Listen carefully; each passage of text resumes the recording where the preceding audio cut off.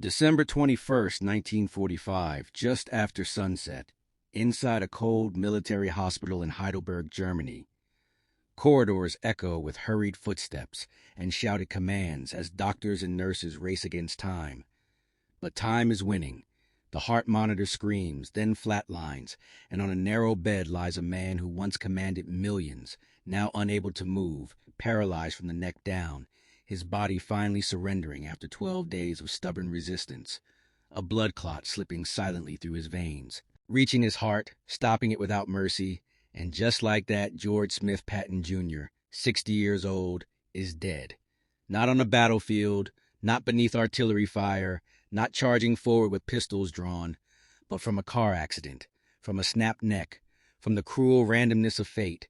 12 days earlier, on December 9th, Patton had been sitting casually in the back seat of his 1938 Cadillac staff car, wrapped in his coat, thinking about a pheasant hunt near Mannheim, the war behind him. Europe liberated, danger supposedly finished, his driver Private First Class Horace Woodring guiding the car along a quiet road, when suddenly, at a railroad crossing, a 2.5-ton army truck turned left directly in front of them.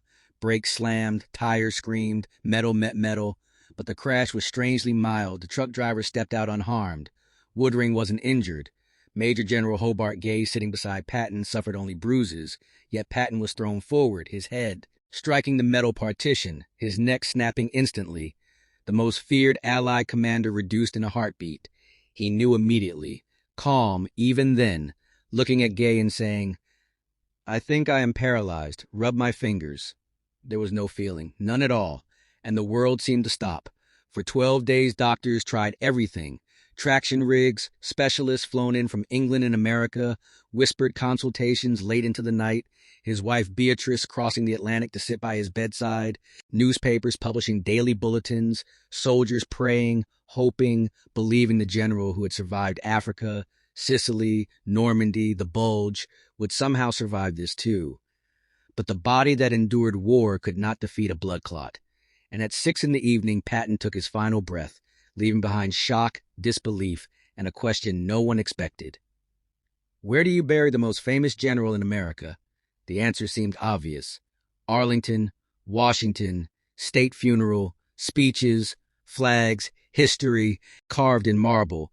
But then Beatrice Patton made a single phone call and said one sentence that changed everything. George is not coming back to America. The War Department froze, stunned.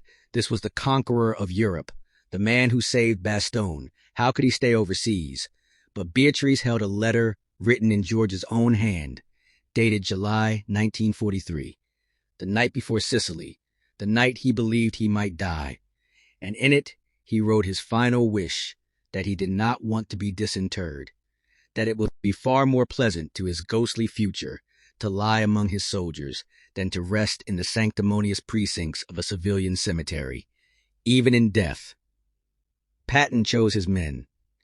Beatrice was given 3 burial options and chose instantly the Luxembourg American Cemetery at Hamm, where the Third Army had bled the most, where Patton had fought his hardest, where his soldiers waited.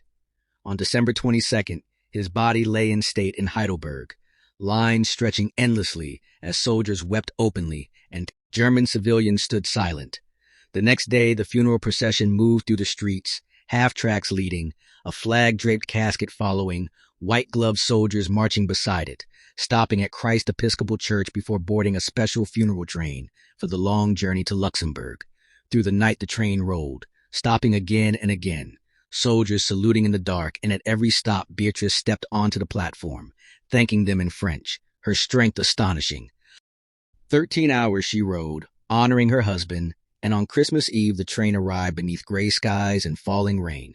Thousands waiting, civilians removing hats, representatives from 9 nations standing in respect, artillery firing 17 rounds, a riderless horse joining the procession, boots reversed, the ancient sign of a fallen warrior, aircraft circling above unable to land, generals watching helplessly from the clouds, the procession passing the royal castle, the cathedral, and finally reaching the cemetery where 5,076 American soldiers already rested, men of the Third Army, men who followed Patton into hell and never returned. German prisoners of war having dug the grave in bitter irony. Beneath a tent, the casket was lowered. Patton's longtime orderly among the pallbearers, hands trembling, eyes wet. Beatrice standing unbroken, rifles firing 3 volleys, taps echoing across the crosses, and George S. Patton Jr. was buried in plot B, row 12, grave 24, in the middle of his men, exactly as he wished, not elevated, not separate. Just another soldier, but even death could not keep him. Hidden, visitors came in such numbers, they damaged surrounding graves. And in 1947, his remains were moved to the front of the cemetery, plot P, row 1, grave 1, not for rank, but to protect his men. Beatrice agreed only once, promising it would be final, and there he stands today, forever facing east, forever watching over his troops. Beatrice never remarried, dedicating her life to preserving his memory, and when she died in 1953, a portion of her ashes was scattered on his grave, together. Again, in a foreign land, close to the soldiers, he loved more than anything. And today, visitors still walk the quiet paths, past white crosses and stars of David, stopping at that single grave marked only by name, rank, home, and date of death. No victories listed, no glory carved. Because none is needed, everyone already knows. They know the tanks, the pivots, the impossible orders made real, and they know about a letter written before battle that chose soldiers over monuments. And so the most famous general of World War II rests not in Arlington, not in Washington, but in a rainy field in Luxembourg, with his men, exactly where he belongs. And 80 years later, the silence around that grave still carries weight. A silence broken only by footsteps, whispered prayers, and the soft rustle of flags left behind by visitors who come from every corner of the world.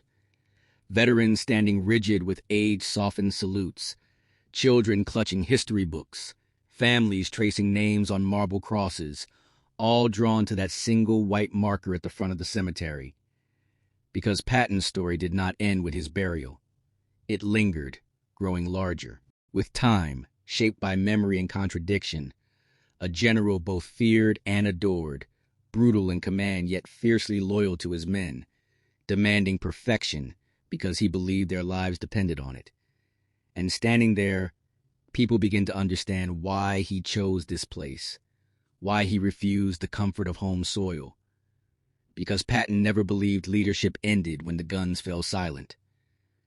To him, a commander belonged with his soldiers in life and in death, and the rows of crosses stretching behind him are not a backdrop, but a formation, a final Third Army still standing at attention, Patton at their head, facing east toward the battlefields where they fought and fell, as if still watching the horizon for movement, still guarding them, still refusing to abandon them.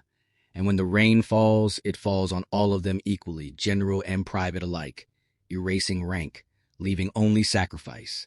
And that is why flowers, coins, and handwritten letters keep appearing at his grave, notes from people who never met him, but feel they know him, who write about courage, about leadership, about standing firm when the world shakes. And in that quiet cemetery in Luxembourg, the legacy of George S. Patton Jr. endures not as a statue or a speech, but as a promise kept, a promise written before battle by a man who understood that glory fades, titles disappear, but loyalty lasts forever. And so the general who lived for war finally found peace, not in triumph, but in belonging, resting among the soldiers who followed him into history, where he remains, watching, waiting, and remembered. And long after the last visitor leaves and the gates close for the evening, the cemetery settles into a stillness that feels almost deliberate, as if the land itself is standing guard. Moonlight falling across thousands of white markers aligned with military precision, each one a life cut short, each one a story unfinished. And at the front of them, all Patton's grave holds its silent vigil. Not louder than the rest, not grander, just place where a commander belongs, where he can see his men. And they, in memory, can see him, and historians still argue about his temper, his speeches, his iron discipline, his flaws magnified by fame. Yet none of that changes what this place proves, that when the moment came to choose between personal honor and shared sacrifice, Patton chose the latter without hesitation. That the man who believed he had lived many lives before this one, believed his final duty was loyalty, and that belief carried him farther than any tank column ever could, across borders, across decades, across generations, and every Christmas Eve when the rain returns to Luxembourg and the air grows cold, a quiet truth remains etched into the soil. That leadership is not measured by applause or monuments, but by who still stands with you when the war is over. And George S. Patton, Jr., controversial, relentless, unforgettable, stands there still, not alone, never alone, forever among his soldiers, exactly where he wanted to be.